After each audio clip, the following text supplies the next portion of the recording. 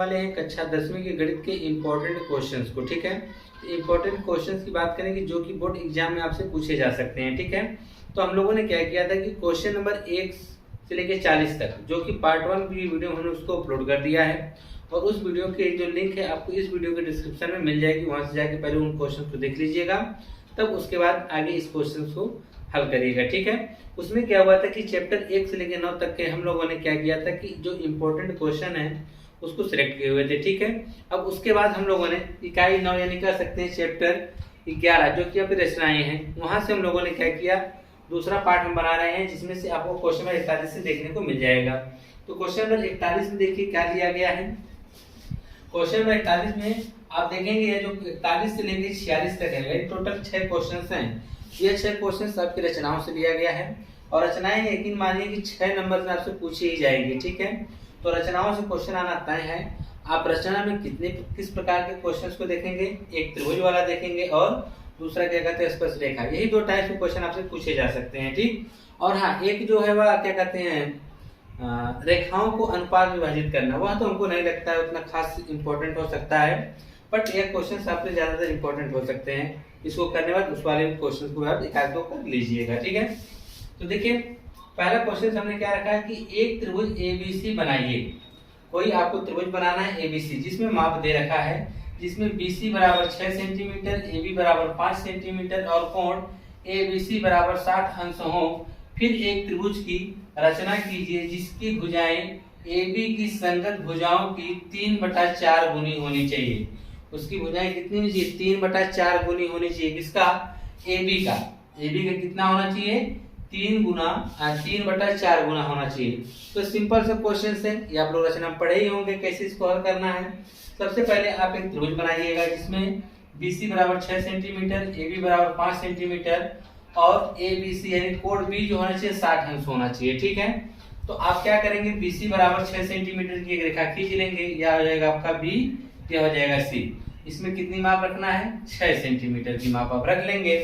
फिर उसके बाद आपको क्या करना है, कहा है बी पे 60 अंश का कोण, तो यहाँ पे बी का 60 अंश का कोण बना देंगे, कुछ इस प्रकार से जाएगा। ठीक है, और ये जो कोण होगा यानी यहाँ पे क्या मिलने वाला है, ए, यानी ए बी बराबर 5, तो गोला प्रकार में 5 सेंटीमीटर दूरी के 5 सेंटीमीटर के चाप लगा देंगे, वहां पे आपको क्या मिल जाएगा, ए।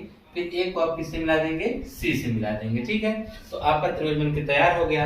अब बात आती है कि इसकी कहानी, ये त्रिभुज एबीसी की संगत भुजाओं का 3/4 गुनी होने चाहिए। कितना चाहिए, 3/4 गुना होना चाहिए। तो हम क्या करते हैं, यहाँ से एक समकोण त्रिभुज बनाते हैं। ठीक, और टोटल 4 दिन कितना हो गया, 7। तो 7 भागों में इसको क्या करते हैं, एक यहाँ से समकोण न्यून कोण बनाते हैं, न्यून कोण बनाते हैं और उसको 7 भागों में हम लोग क्या करते हैं, विभाजित कर देते हैं। ठीक है, तो इस प्रकार से हम लोग क्वेश्चन सॉल्व करते हैं। तो चलिए आगे अब देखते हैं, यह क्वेश्चन आप लोगों ने किया होगा। ठीक है, तो इसको आप लोग थोड़ा ध्यान से देख लीजिएगा क्योंकि अब पूछा जाएगा और कई बार बोर्ड एग्जाम में पूछा भी गया है। और सेम उसी तरह से इसमें क्या था, 3/4 गुना, इसमें 7/5 गुना होगा। ठीक है, यानी इसमें त्रिभुज से छोटा बनता है तो इसमें त्रिभुज से क्या बनेगा, बड़ा बनेगा। इसमें कहा है कि 5 सेंटीमीटर, 6 सेंटीमीटर और 7 सेंटीमीटर भुजाओं वाले एक त्रिभुज की रचना कीजिए। पहले अब ये जो दी गई माप है इससे एक त्रिभुज बना लेंगे आप। ठीक, फिर कहा है एक अन्य त्रिभुज की रचना करना है। जो आपको त्रिभुज बनाना है उसका आपने जो बना रखा है उसके अलावा एक अन्य त्रिभुज बनाना है जिसकी भुजाएं दिए हुए त्रिभुज की संगत भुजाओं की 7/5 गुनी होनी चाहिए। कहने का मतलब क्या है, यह जो त्रिभुज बनेगा, जो आप त्रिभुज बना रखे उससे क्या बनेगा, बड़ा बनेगा। क्या बनेगा, बड़ा बनेगा। कैसे पता चला, इसका देखिए अंश बड़ा है, हर छोटा है, कहीं न कहीं इसका यह बड़ा त्रिभुज बनेगा जो दिए गए वाले क्या कहते हैं त्रिभुज है। और इसमें अंश छोटा हर बड़ा है, इसका मतलब कि इसमें जो भी त्रिभुज बनेगा जो दिए गए त्रिभुज है उससे छोटा त्रिभुज बनेगा उसमें। ठीक है, तो इन दोनों क्वेश्चंस को आप क्लियरली कर लीजिएगा। ठीक है, और ये दोनों में से एक क्वेश्चन पूछे जा सकते हैं और उसके बाद वेरी वेरी इंपॉर्टेंट यह क्वेश्चंस हैं जो हम बता रहे हैं। यह वाला कि 6 सेंटीमीटर त्रिज्या का एक वृत्त खींचिए, केंद्र से 10 सेंटीमीटर दूर स्थित एक बिंदु से वृत्त पर स्पर्श रेखा युग्म की रचना कीजिए तथा उनकी लंबाइयां मापिए। तो क्या करना है, 6 सेंटीमीटर त्रिज्या का सबसे पहले एक वृत्त खींच देना है आपको। ठीक, फिर कहा है कि केंद्र से 10 सेंटीमीटर दूरी पर एक कोई बिंदु लेना है। तो त्रिज्या आपने खींच दिया और त्रिज्या आपने इसका कितना ले लिया है, 6 सेंटीमीटर। इसकी त्रिज्या हो गई 6 सेंटीमीटर। इसी केंद्र से 10 सेंटीमीटर दूरी पर, इसी केंद्र से 10 सेंटीमीटर दूरी हमने क्या ले लिया, बिंदु P ले लिया। अब बिंदु P से इस पे क्या खींचना, स्पर्श रेखा खींचना। तो क्या करेंगे, OP का समद्विभाजक खींचेंगे, ऊपर नीचे से डॉट लगा देंगे, इसको कट कर देंगे, जहां एक दूसरे काटेंगे उसको क्या मान लेंगे, M। O से लेके M, इसको O मानेंगे। O से M की बीच की दूरी लेके हम क्या बनाएंगे, एक वृत्त की रचना करेंगे इस प्रकार से। ठीक है, जब यहाँ पे ये दोनों एक दूसरे को काट देंगे, इसको हम इस प्रकार से क्या करेंगे, मिला देंगे। ठीक है, तो ये आपने बिंदु P से इस पर क्या खींच दिया, स्पर्श रेखा खींच दिया। ठीक, और इसमें याद ध्यान दीजिएगा, अगर हम आप रचना बना रहे हैं, रचना बनाने के बाद आपको रचना के पद भी लिखना अनिवार्य है। ठीक है, अगर आप रचना के पद नहीं लिखेंगे तो आपके नंबर वाइज एग्जामिनर काट लेगा। तो इसलिए आप रचना के पद लिखना ना भूलिएगा। रचना के पद में क्या है, जैसे से आपने किया वैसे से लिखना पड़ेगा, सब में 6 के 6 में आपको लिखना पड़ेगा। ठीक है, इसमें क्या लिखेंगे, सर्वप्रथम 6 सेंटीमीटर त्रिज्या का एक वृत्त खींचा, और फिर उसके बाद हमने क्या किया, बिंदु O को केंद्र मानकर 6 सेंटीमीटर त्रिज्या का एक वृत्त खींच दिया। फिर उसके बाद आप कहेंगे कि इस केंद्र O से एक 10 सेंटीमीटर दूरी पर हमने एक बिंदु P लिया। अगला स्टेप होगा कि हमने OB का समद्विभाजन किया, जिसका समद्विभाजक बिंदु क्या मिला, M मिला। फिर M को केंद्र मानकर OM के बीच की दूरी लेकर एक वृत्त खींचा, जो O केंद्र को A और B पर काट रहा है। ठीक है, और A और B की माप A के क्या कहते हैं, यहाँ पे नाम दे देंगे A और यहाँ पे नाम दे देंगे B। A को P से और B को भी P से हमने मिला दिया। ये वृत्त की दोनों क्या होंगी, स्पर्श रेखा AP बराबर PB, और दोनों की लंबाई माप आप लिख दीजिएगा। ठीक है, और साथ में सुनिए ये वाला क्वेश्चन, वेरी वेरी इंपॉर्टेंट। ठीक है, दोनों क्वेश्चन को देख लीजिए, ये वेरी वेरी इंपॉर्टेंट इसलिए है क्योंकि कहा है 4 सेंटीमीटर त्रिज्या के एक वृत्त पर ऐसी दो स्पर्श रेखाएं खींचे जो परस्पर 60 अंश के कोण पर झुकी हो, या तो जरूर पूछेगा आपसे। ठीक है, अब इसको आप हल कैसे करेंगे, पहले इस चीज को भी तो जान जाइए। हम थोड़ा सा हिंट दे देते हैं आपको, ताकि ये क्वेश्चन इंपॉर्टेंट है, इसलिए थोड़ा सा हिंट देना चाहते हैं आपको, ताकि आपसे 6 नंबर पूछे जाएंगे क्वेश्चन। ठीक है, तो सबसे पहले आप क्या करेंगे, 4 सेंटीमीटर त्रिज्या का एक वृत्त खींच लीजिएगा। तो आप 4 सेंटीमीटर त्रिज्या का एक वृत्त खींच लेंगे इस प्रकार से। ठीक है, अब एक चीज ध्यान दीजिए, अगर हम वृत्त खींच लिए, यहाँ पर वृत्त का केंद्र हो गया, हम दोनों जब स्पर्शी रेखा खींचेंगे, यहाँ पे जो बनने वाला कोण होना चाहिए, कितना होना चाहिए, 60 अंश होना चाहिए, यही ना। तो आप देखिए, जब 60 होगा तो आपको क्या करना पड़ेगा, तो हम केंद्र से क्या करेंगे, दोनों स्पर्श रेखाओं से त्रिज्या से मिला देंगे, तो चतुर्भुज बन जाएगा। 1 2 3 4 चतुर्भुज बन गया। तो यह दोनों तो 90-90 हो जाएंगे, यह भी 90 होगा और यह भी 90 हो जाएगा, बच जाएगा यह केंद्र वाला कोण। तो यह 90-90 हो जाएगा 60, 90-90 120 हो गया, क्योंकि सॉरी 180 हो गया, और सम्मुख कोण का योग भी 180 अंश होता है। यह दोनों 180 हो जाएंगे, यह 60 हो गया, ये भी दोनों 180 अंश होने चाहिए। अगर यहाँ 60 का बनाएंगे तो यहाँ 120 का बनाना पड़ेगा। तो हम बड़ा चित्र बना के आपको बता देते हैं कुछ इस प्रकार से। ये दोनों स्पर्श रेखाएं हमारी बनेंगी, यहाँ पे हमारा 60 अंश का कोण बनेगा। ये वृत्त का केंद्र O होगा, इसको यहाँ से मिला देंगे, इसको यहाँ से मिला देंगे। ये दोनों त्रिज्याएं, इसका नाम रख देंगे A, इसका नाम क्या रख देंगे B, इसका नाम रख देंगे O। यहाँ भी 90 अंश का कोण बनेगा, यहाँ भी 90 अंश का कोण बनेगा। यहाँ पे आपको कितने बनाना पड़ेगा, 120 अंश का। कैसे, 90-90 180 अंश हो गया, सम्मुख कोण बराबर हो गए, 180 अंश हो गया। इसके दोनों बीच कोणों का योग 180 अंश होना चाहिए, जबकि यह 60 है, तो यह कितना होगा 120, यानी O पे आपको 120 अंश का कोण बनाना पड़ेगा। तो आप सबसे पहले क्या करेंगे, यहाँ पर आपने क्या किया, बिंदु O से यहाँ से एक ऐसी त्रिज्या खींच ली, इस त्रिज्या पे आप 90 अंश का कोण बना देंगे। ठीक, अब यहाँ पे कितने का बनाएंगे, 120, फिर इसको यहाँ से मिला देंगे, फिर यहाँ 90 अंश का कोण बनाएंगे और दूसरे यहाँ पे जाकर काटेंगे, वहाँ ऑटोमेटिक 60 अंश का कोण बन जाएगा। ठीक है, तो ध्यान दीजिएगा कि कैसे कैसे कोण बनाना है, हमने बता दिया है। ठीक है, और इसका जो सॉल्यूशन है आपको इस वीडियो के डिस्क्रिप्शन में दे दिए हैं लिंक, वो दे देंगे, वहां से आप जाके इन क्वेश्चन को डिटेल में आप देख लीजिएगा। ठीक है, ये सब के सब क्वेश्चन में करा रखा है। अब 45वां वाला क्वेश्चन कहा है, 8 सेंटीमीटर लंबा एक रेखाखंड खींचिए। A को केंद्र मानकर 4 सेंटीमीटर त्रिज्या का एक वृत्त तथा B को केंद्र मानकर 3 सेंटीमीटर त्रिज्या का एक अन्य वृत्त खींचिए। प्रत्येक वृत्त पर दूसरे वृत्त के केंद्र से स्पर्श रेखाओं की रचना करना। यह भी क्वेश्चन हमने करा रखा है, देख लीजिएगा। फिर कहा, किसी चूड़ी की सहायता से एक वृत्त खींचिए, वृत्त के बाहर एक बिंदु लीजिए, इस बिंदु से वृत्त पर स्पर्श रेखा की रचना। यह सब के सब क्वेश्चन हमने करा रखा है। इस वीडियो में के डिस्क्रिप्शन में इन सभी क्वेश्चनों की लिंक मिल जाएगी, वहां से आप जाके देख लीजिएगा। ठीक है, और ये सब क्वेश्चन तैयार कर लीजिएगा, 6 नंबर के क्वेश्चन इनमें से आने हैं, और इस वाले क्वेश्चन पे आप लोग ज्यादा फोकस करिएगा। ठीक है, ये वाला क्वेश्चन हमको लगता है कि आपसे एग्जाम में जरूर पूछा जाएगा। ठीक है, इससे संबंधित क्षेत्रफल के हम लोग क्वेश्चन को देखेंगे। तो ये जो क्वेश्चन है, इसमें हमने जो इम्पोर्टेंट है उनको ले लिया है, कि जो ये सब क्वेश्चन हमने लिया है, यह कई बार बोर्ड एग्जाम में पूछे गए हैं। ठीक है, तो उम्मीद करते हैं इस बार भी इसी तरह से कुछ क्वेश्चंस पूछे जाएंगे आपसे। और अब इसमें क्या करना है कि जैसे कि आपके सामने हमने पहला क्वेश्चन लिया है, कहा है कि एक वृत्त की परिधि 22 सेंटीमीटर है, इस वृत्त के चतुर्थांश का क्षेत्रफल ज्ञात कीजिए। कहा है कि एक वृत्त की जो परिधि है वो 22 सेंटीमीटर है। ठीक है, तो वृत्त की परिधि अगर 22 सेंटीमीटर है तो परिधि से हम क्या निकाल लेंगे, वृत्त की त्रिज्या निकाल लेंगे। ठीक है, हम वृत्त की त्रिज्या निकाल लिए। अब वृत्त की त्रिज्या निकालने के बाद कहा है कि वृत्त के चतुर्थांश का क्षेत्रफल, तो आप ये बताइए, यह वृत्त हो गया, इसका चतुर्थांश यही ना होगा जिसको आप 4 भागों में बांट देंगे। जब 4 भागों में बांटेंगे तो इसका एक भाग यहाँ पे कितने इसका कोण बनाएगा, 90, तो यहाँ पे ये 90 बनाएगा। और ये देखिए अगर हम दो त्रिज्याओं के बीच की बात करें, इसको ले लें, तो ये आपका एक त्रिज्यखंड बन गया टोटल, देख रहे हैं कि नहीं। और त्रिज्यखंड निकालने के लिए आपको सीधी सी फार्मूला पता है क्या, थीटा बटे 360 गुणे पाई आर स्क्वायर। तो यहाँ से आप क्या करेंगे, त्रिज्या निकाल ही लेंगे 2 पाई आर से, त्रिज्या मिल गई, थीटा का मान मिल गया, पाई आर स्क्वायर से रख के इस त्रिज्यखंड का क्षेत्रफल आप निकाल सकते हैं। जो त्रिज्यखंड होगा वही वृत्त के चतुर्थांश का भी क्या कहलाएगा, क्षेत्रफल कहलाएगा। ठीक है, तो इस प्रकार से आप हल कर सकते हैं। अब इसके बाद हम दूसरा क्वेश्चन इसका जो दिया गया है 48 यानी 48वां क्वेश्चन को देखेंगे कि 48वें क्वेश्चन में आपसे क्या कह रहा है। कहा है कि एक घड़ी की मिनट की सुई जिसकी लंबाई 14 सेंटीमीटर है, कोई घड़ी की मिनट की सुई है और उसकी लंबाई कितना दिया गया है, 14 सेंटीमीटर दिया गया है। फिर कहा इस सुई द्वारा 10 मिनट में बनाए गए त्रिज्यखंड का क्षेत्रफल ज्ञात कीजिए। बहुत ही इंटरेस्टिंग क्वेश्चन है, इस क्वेश्चन को हमने सॉल्व करा रखा है, उसके वीडियो के लिंक हम इस वीडियो के डिस्क्रिप्शन में दे देंगे, तो आप लोग देख लीजिएगा। अगर हिंट की बात करें तो आप कैसे लगाएंगे उसको थोड़ा सा हम बता देते हैं। ये आपकी घड़ी हो गई, तो यहाँ पे 12, 6, 3, 9। ठीक है, अब कहा है कि जिसकी सुई मान लीजिए 14 सेंटीमीटर, या जो घड़ी मिनट की सुई होती है 14 सेंटीमीटर यानी पूरी हम लंबाई इसकी ले ली है। ठीक है, कहा 10 मिनट में, अगर हमने 1 मिनट 10 मिनट 15 पे है, 15 से 10 पे चलेगी कितने पा जाएगी, 25 पे मान लीजिए। टोटल कितने इसका कोण बनाए हमको यही ज्ञात करना है।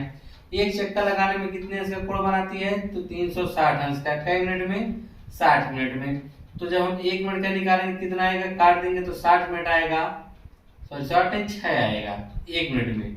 तो 10 मिनट में निकालेंगे 10 6 का 60, 10 मिनट में 60 अंश का कोण बनाएगी।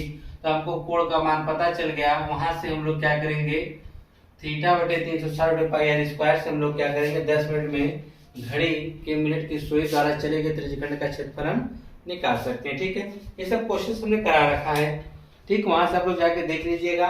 और वैसे भी आप लोग को देखने की आवश्यकता नहीं है क्योंकि आप बोर्ड एग्जाम देने जा रहे हैं, तो ये सब आपके क्वेश्चन ऑलरेडी तैयार होने चाहिए। ठीक है, अगला जो क्वेश्चन है 49 चित्र में, यानी इस चित्र की बात कर रहा है। ठीक है, तो कहा है चित्र में ABCD भुजा 14 सेंटीमीटर वाला एक वर्ग है।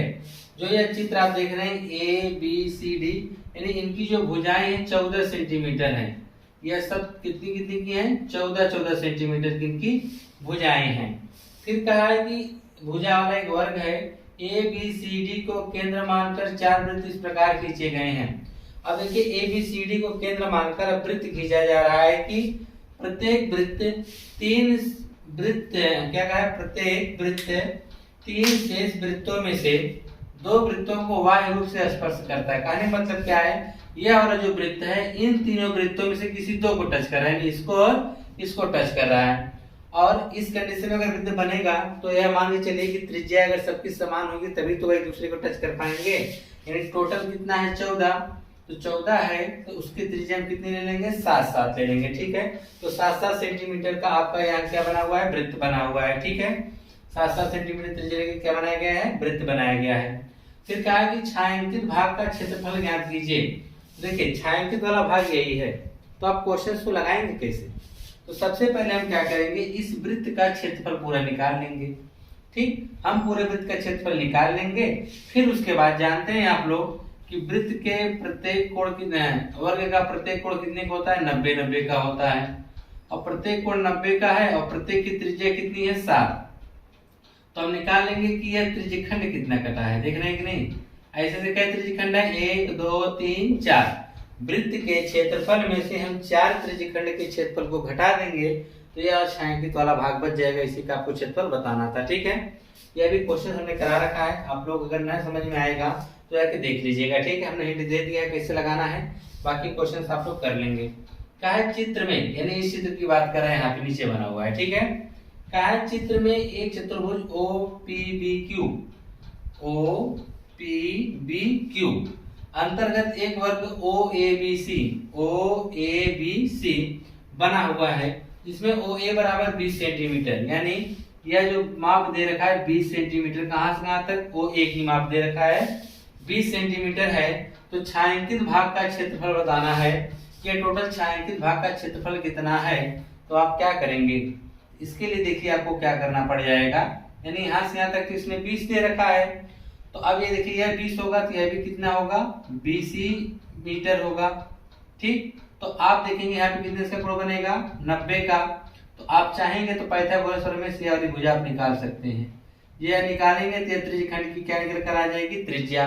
त्रिज्यखंड की अगर त्रिज्या निकल कर आ गई भुजा, ये जो त्रिज्यखंड की त्रिज्या होगी, आयत आप ये इस प्रकार से निकाल सकते हैं, या तो आप यह फार्मूला लगा सकते हैं, करड़ी में 2 गुणे भुजा हो जाएगा। ठीक है, जिसका हम लोग कह सकते हैं क्या कहते हैं, भुजा करड़ी में 2 होता है, जिसका वर्ग का परिमाप होता है, वर्ग के विकर्ण की माप होती है। ठीक है, तो यहाँ से आप लोग क्या करेंगे, इसको निकाल लेंगे, इस विकर्ण को निकालेंगे तो वह त्रिज्यखंड के लिए त्रिज्या का काम करेगी। उससे आप क्या करेंगे, यहाँ पे जो टोटल कोण बनेगा 90 अंश का बनेगा, ये टोटल आप निकाल लेंगे यहाँ से त्रिज्यखंड का क्षेत्रफल। ठीक है, त्रिज्यखंड के क्षेत्रफल में से वृत्त का क्षेत्रफल, वर्ग का क्षेत्रफल आप क्या करेंगे, घटा देंगे, जो बचेगा वो छायांकित भाग का क्षेत्रफल आप निकाल सकते हैं वहां से। ठीक है, तो इस प्रकार से आप इस वाले क्वेश्चंस को भी कर लेंगे। आइए अब 31वां सवाल देखिए, कुछ यह अलग है और इम्पोर्टेंट भी है। क्या है कि आकृति में दर्शाए गए वृत्तखंड का क्षेत्रफल ज्ञात कीजिए यदि वृत्त की त्रिज्या 21 सेंटीमीटर है और OAB के जो बराबर कितना दिया, 120 अंश दिया हुआ है। आपसे वृत्तखंड का पूछ रहा है, जीवाओं के द्वारा जो वृत्त 2 भागों में बढ़ता है उसे हम क्या कहते हैं, वृत्तखंड। चलिए छायांकित किया इसी वृत्तखंड का इसी का पूछ रहा है, तो आप कैसे इसका बताएंगे। तो इसके लिए आप देखिए आपको क्या पता है, हमको इसकी त्रिज्या पता है, हम सबसे पहले इसका टोटल निकालेंगे, त्रिज्यखंड कितना है। ठीक, क्योंकि थीटा की मान आपको पता है और त्रिज्या भी पता है, टोटल आप निकालेंगे, त्रिज्यखंड आपको पता चल गया। अब बात आती है कि सिर्फ आपको इतने बताना है, लेकिन आपने निकाल लिया है टोटल, यानी यहाँ से टोटल आपने क्षेत्रफल निकाल लिया है, लेकिन आपको जो हमने लाल से कलर कर रखा है सिर्फ उतने का क्षेत्रफल बताना है। यानी इसका मतलब हमको इस त्रिभुज वाले क्षेत्रफल को हटाना पड़ेगा, कि त्रिभुज का क्षेत्रफल है कितना, तो उसको हटाने के लिए हमको क्या करना पड़ेगा, हमको यहाँ से एक लंब डालना पड़ेगा। ठीक है, जब इसमें हम लंब डालेंगे तो यह 60 का हो जाएगा। ठीक, यह 60 का हो जाएगा और ये भी कितने का हो जाएगा, 60, और यह भुजा कितने की है, 21। हमको इस लंब की माप चाहिए, कितना है इस लंब की माप, तो उसके लिए हमको क्या, इन दोनों में संबंध निकालना पड़ेगा। इन दोनों में हम संबंध जानते हैं, ये आपका कर्ण होगा या लंब होगा, कर्ण और लंब किसका संबंध है, cos थीटा का। लिखेंगे cos 60 बराबर लंब, क्या कहते हैं, आधार बटे कर्ण होता है ना, आधार क्या हो जाएगा, यहाँ पे कोई नाम रख देंगे, यम हो जाएगा, OM बटा का 60 मान क्या होगा, 1/2 बराबर OM तो रहने दीजिए, हमको OM तो निकालना ही है। OB की बात करेंगे तो हो जाएगा 21। ठीक है, जब OM निकालेंगे तो इसका यहाँ चला जाएगा, तो OM बराबर आपका आ जाएगा 21/2, यानी ये वाला माप आपने निकाल लिया, कितना आ गया, 21/2। आपने लंब निकाल लिया, आपको बस ये आधार निकालना है। ठीक है, आधार निकालने के लिए आपको क्या करना पड़ेगा, हम यह माप निकालेंगे। यह कैसे निकलेगा, तो यह हो गया कर्ण, यह हो गया लंब, लंब और कर्ण में किसका संबंध होता है, साइन थीटा का। तो साइन थीटा, थीटा बराबर आपका कितना हो जाएगा, 60 बराबर लंब के लिए हम बात करेंगे MB बटा आपका क्या हो जाएगा, OB। ठीक है, इसका मान आएगा कर्ण में 3/2 बराबर MB बटा में OB का मान कितना, 21। यहाँ से हम MB निकालेंगे, MB का हम क्या कर देंगे, 2 गुना, तो आपको क्या मिल जाएगा, AB, यानी आधार मिल गया और यह लंब मिल गया। 1/2 आधार गुणे ऊंचाई करके हम लोग क्या करेंगे, यहाँ से त्रिभुज क्षेत्रफल निकाल के घटा देंगे। ठीक है, आइए 52 वाला क्वेश्चन देखते हैं, इसको मैंने हिंट दे दिया, आप लोग कर लीजिएगा, बहुत इंपॉर्टेंट क्वेश्चन है यार। 52 वाले में कहा है कि एक कार के पहिए का व्यास 80 सेंटीमीटर है। कोई कार है जिसका व्यास क्या है, 80 सेंटीमीटर है।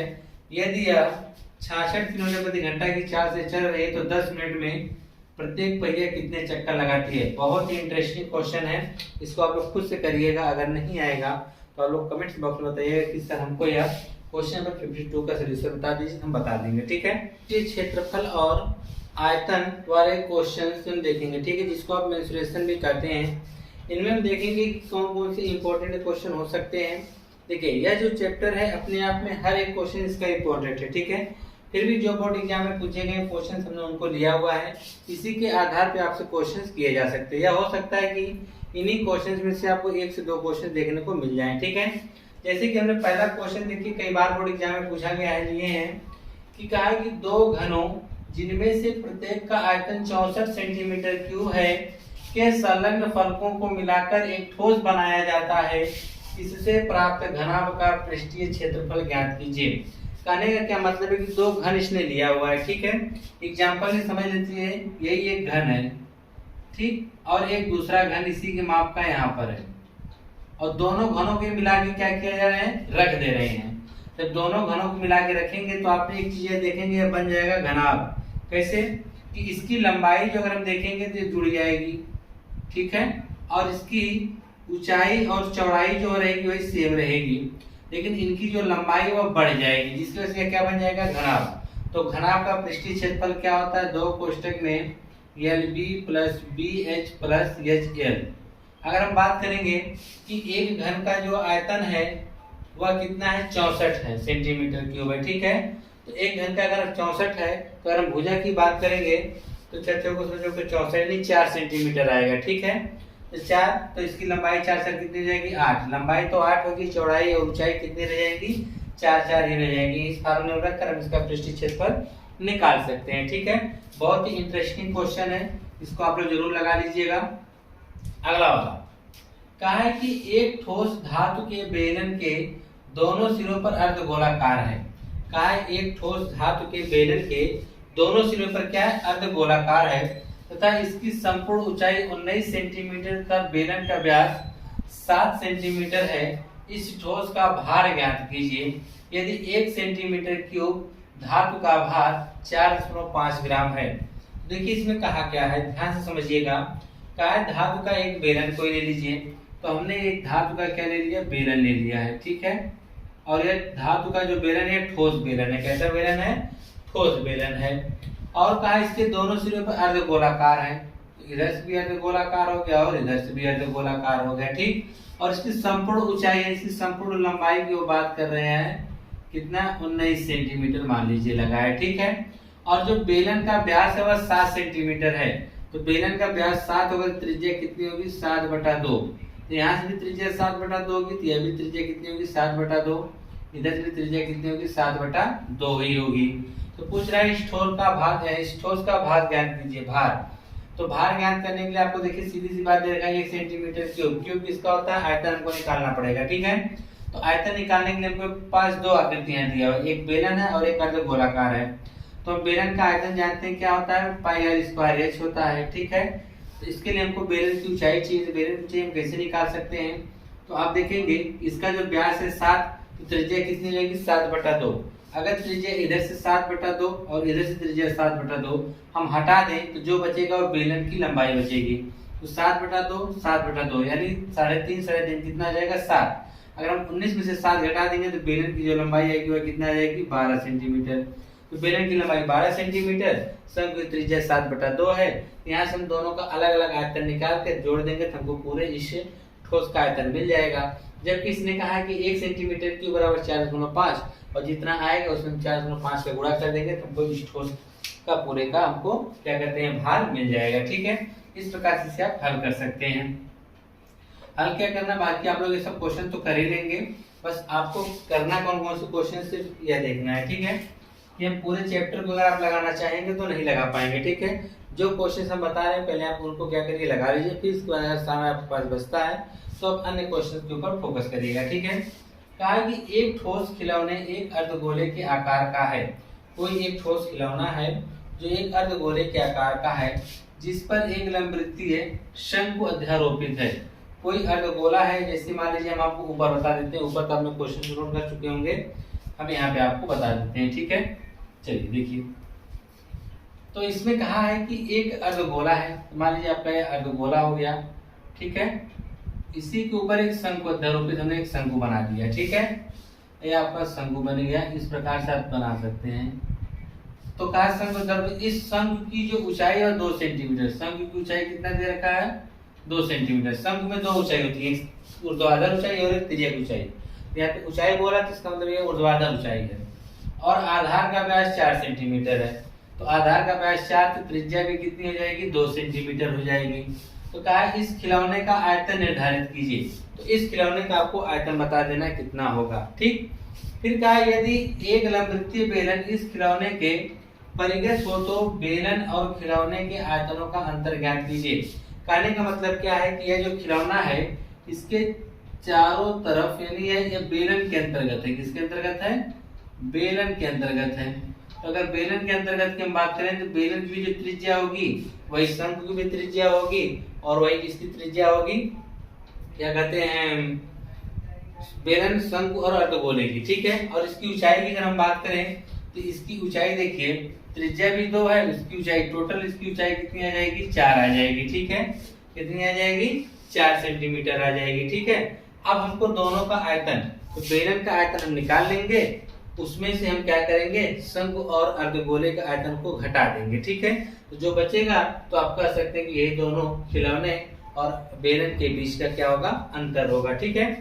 अब आज इसके बाद आती है क्वेश्चन नंबर 56। बहुत ही इंपॉर्टेंट क्वेश्चन है, आपसे बोर्ड एग्जाम में पूछा भी गया है कि एक धातु के ठोस गोले का व्यास 6 सेंटीमीटर है। गोले को पिघलाकर एक समान आकार का तार बनाया गया। यदि तार की लंबाई 36 सेंटीमीटर हो तो तार का व्यास ज्ञात कीजिए। तो देखिए कहा है कि एक ठोस गोले का व्यास 6 सेंटीमीटर है। तो गोले का व्यास 6 सेंटीमीटर, तो त्रिज्या 3 सेंटीमीटर होगी। यहाँ से हम गोले का आयतन निकाल लेंगे। ठीक है। अब गोले का आयतन निकालने के बाद हम एक तार बनाएंगे। अगर तार आप देखेंगे, तार कैसा बनेगा? बेलनाकार बनेगा। तो उस तार की जो लंबाई दे रखा है इन्होंने 36 दे रखा है, यानी वो जो एच का काम करेगी। तो हमको आर चाहिए। अगर हमको आर मिल जाएगा तो हम व्यास निकाल सकते हैं। तो दोनों का आयतन हम क्या करेंगे? एक दूसरे को इक्वल करके वहां से हम आर का मान निकाल लेंगे। आर का मान निकालने के बाद उसका हम क्या कर देंगे? 2 गुना कर देंगे, तो हमको तार का क्या मिल जाएगा? व्यास मिल जाएगा। 57 बहुत ही इंपॉर्टेंट क्वेश्चन है। कहा है दवा का एक कैप्सूल बेलन के आकार का है। कोई दवा है का जो कैप्सूल है वह बेलन के आकार का है। इसके दोनों सिरों पर 2 अर्ध गोलाकार लगा हुआ है। तो यानी यह देखिए एक कोई दवा का कैप्सूल है और इसके दोनों सिरों पे क्या लगा हुआ है? अर्धगोला, एक अर्धगोला लगा हुआ है। ठीक है। और पूरे कैप्सूल की लंबाई 14 सेंटीमीटर। तो पूरे कैप्सूल की लंबाई कितना हो गई? 14 सेंटीमीटर हो गई। ठीक, जैसे वाला क्वेश्चन अभी आपने किया है। फिर कहा है कि और व्यास 5 सेंटीमीटर है। अगर व्यास 5 सेंटीमीटर, त्रिज्या कितनी होगी? 5/2। तो इधर भी त्रिज्या कितनी हो जाएगी? 5/2। तो पूरे कैप्सूल का क्या हो जाएगा? तो 5/2, 5/2 कितना आ जाएगा? 5। कैप्सूल की लंबाई कितनी आ जाएगी? 9 सेंटीमीटर। कैप्सूल की लंबाई कितनी आ जाएगी? 9 सेंटीमीटर। तो पूछा कैप्सूल का आयतन, तो बेलन का आयतन और दोनों अर्धगोले का आयतन निकाल के हम जोड़ देंगे, हमको पूरे कैप्सूल का आयतन मिल जाएगा। 58 में कहा है कि क्रमशः 6 सेंटीमीटर, 8 सेंटीमीटर और 10 सेंटीमीटर त्रिज्याओं वाले धातु के 3 ठोस गोलों को पिघलाकर एक बड़ा गोला बनाया जाता है। इस गोले की त्रिज्या ज्ञात कीजिए। तो इस गोले की त्रिज्या का मतलब क्या है? 3 गोले हैं और तीनों को पिघलाकर आप एक बड़ा गोला बनाएंगे। इसका मतलब इसका आयतन को आप पिघला रहे हैं। ठीक है। तो इन तीनों का आयतन हम निकाल के जोड़कर इस बड़े वाले गोले के आयतन के क्या कर देंगे? बराबर कर देंगे। वहां से आप आर बराबर निकाल लीजिएगा, तो आप उसी बता सकते हैं कि यह जो आर का मान आएगा वही इस बड़े वाले गोले की क्या होगी? त्रिज्या होगी। ठीक। अगला कहा है 59 में कि पानी पीने वाला एक गिलास 14 सेंटीमीटर ऊंचाई वाले एक शंकु के छिन्नक के आकार का है। दोनों वृत्तों के सिरों का व्यास 4 सेंटीमीटर से 2 सेंटीमीटर है। तो इस गिलास की धारिता क्या है? शंकु छिन्नक से क्वेश्चन से पूछा गया है, इसको आप लोग कर लीजिएगा। ठीक है। अब जितने भी क्वेश्चन आपसे बताए गए हैं, अगर आप उनमें से अगर कोई नहीं आता है तो आप लोग कोशिश करिएगा। इसके बाद भी नहीं आ पाता है तो आप कमेंट बॉक्स में बताइएगा, उस वीडियो के सोल्यूशन हम आपको प्रोवाइड करा देंगे। ठीक है। आइए और सांख्यिकी वाले क्वेश्चंस को देखेंगे। सांख्यिकी वाले क्वेश्चंस में देखिए आपको क्या है? 4 चीजें हैं, माध्य, माध्यिका और बहुलक, और एक खींचने वाला तोरण। ठीक है। तोरण तो बहुत कम चांस है उसके पूछने के, लेकिन माध्य, माध्यिका और बहुलक आपको इसको तैयार करना पड़ेगा। ठीक है। जो आपका माध्य है इसको आप 4 प्रकार से लगा सकते हैं। जैसे इसको 3 प्रकार से, जैसे एक होता है कल्पित माध्य, एक होता है पग विचलन वाला, और एक होता है क्या कहते हैं? प्रत्यक्ष विधि। ठीक है। इसको 3 विधि से आप लोग निकाल सकते हैं। तो आप तीनों विधियां तैयार कर लीजिएगा, पहली कंडीशन। और दूसरी कंडीशन में आप क्या करना है कि आपको बहुलक और माध्यांक ये भी ज्ञात करना सीख लेना है। देखिए इनमें कोई क्वेश्चन इंपॉर्टेंट नहीं है, और इसलिए हम कह रहे हैं क्योंकि इसके सब क्वेश्चन अपने आप में इंपॉर्टेंट है, ठीक है। ऐसा इसलिए हमने अभी कहा क्योंकि इसमें आप लोग यह नहीं डिसाइड कर पाएंगे कि कौन सा क्वेश्चन पूछने के चांसेस हैं। तो आप लोग क्या करिएगा, सभी क्वेश्चंस में अगर आप एक बहुलक निकालना सीख जाएंगे तो कोई भी क्वेश्चन देगा आप उसका बहुलक आसानी से निकाल लेंगे अगर इसका फार्मूला आपने तैयार किया है तो। उसी तरह से माध्यांक वाला है और यह माध्य है, ठीक है। आपको माध्य में जो भी आसान लगे तरीका, चाहे वह पग विचलन लगे, चाहे कल्पित माध्य लगे या प्रत्यक्ष विधि, जो भी आपको इजी लग सके आप करिएगा। हो सकता है आपसे एग्जाम में कह दे कि पग विचलन विधि द्वारा इसका माध्य निकालिए, या इसको कह दे कि पग विचलन द्वारा, या आपसे कह दे कि कल्पित माध्य द्वारा। तो इसलिए आप सभी तरीके को तैयार करके जाएंगे, ठीक है। इस चैप्टर में हम कुछ खास इंपॉर्टेंट इसलिए नहीं बता रहे हैं क्योंकि इसके सभी क्वेश्चंस अपने आप में इंपॉर्टेंट है। इसमें क्वेश्चंस नहीं बल्कि इसमें आप तरीका आपको सीखना है। तरीके में क्या सीखना है आपको, माध्य जो तीन तरीके से, प्रत्यक्ष, पग विचलन और कल्पित माध्य, ठीक है। और यह तो तीनों को आपको तैयार कर लेना है। अगर आप तीनों के एक एक क्वेश्चन करते हैं तो कैसे लगेगा आपको पता चल जाएगा, ठीक है। दूसरी कंडीशन में क्या है, बहुलक। तो बहुलक का अगर आप फार्मूला तैयार कर लेते हैं और फार्मूला अगर तैयार करें तो आप कोई भी क्वेश्चन आसानी से आप कर सकते हैं। उसी तरह से अगर हम बात करेंगे माध्यांक में, तो माध्यांक में भी आप लोग वही करेंगे। अगर आपने फार्मूला तैयार कर रखा है तो आप लोग क्या करेंगे, वह माध्य का आप निकाल सकते हैं, ठीक है। तो कुछ क्वेश्चन हमने आपके सामने रख दिया है, जैसे कि ये सिर्फ एक सैंपल भी समझ सकते हैं कि हमने इसको किस प्रकार से आपको क्वेश्चंस को देखना है। जैसे कि यहाँ पे कहा है कि निम्नलिखित बंटन एक मोहल्ले के बच्चों के दैनिक जेब खर्च करता है, जबकि माध्य जो खर्च है 18 रुपए, तो ये आपका मान ज्ञात करना है, ठीक है। यह भी क्वेश्चन आपसे पूछा जा सकता है, तो माध्य वाले क्वेश्चन को आप लोग जरूर देख लीजिएगा, ठीक है। यह चैप्टर आपसे क्वेश्चन जरूर पूछेगा, ठीक है। अधिकतर हमने इस क्वेश्चन में जो यह मान निकालना है और भी पूछ सकता है। इसमें आपसे फार्मूला भी पूछ लेगा और साथ ही साथ आपसे मान भी पूछ लेगा, ठीक है। ये जो क्वेश्चंस दिए गए हैं इनको आप तैयार कर लीजिएगा और साथ ही साथ आप इसमें से माध्य, माध्यिका और बहुलक, ठीक है, इस चैप्टर वाला जो सांख्यिकी है इसमें से आप लोग खुद से ही सभी टॉपिकों से हर क्वेश्चन को तैयार कर लीजिएगा, ठीक है। कहना चाहते हैं कि इन क्वेश्चंस को आप तैयार कर लीजिएगा। आपके टोटल हमने क्वेश्चन बता दिए 62, जिसमें से हम 60 क्वेश्चन ही मान के चलते हैं। तो यह 60 क्वेश्चन जो आपको बताए गए हैं, इन 60 क्वेश्चन को अगर आप तैयार कर लेते हैं तो यकीन मानिए कि आप लोग के बोर्ड एग्जाम में टोटल 28 से 30 प्रश्न के आसपास पूछे जाएंगे। सब छोटे से लेकर बड़े तक हर क्वेश्चन आपको इसमें देखने को मिल जाएगा। तो सबसे प्राथमिकता आपकी यही होनी चाहिए कि सबसे पहले आप इन सभी क्वेश्चनों को देखकर तैयार कर लीजिएगा और साथ ही यह वीडियो आप अपने दोस्तों के साथ जरूर शेयर करिएगा ताकि वो लोग भी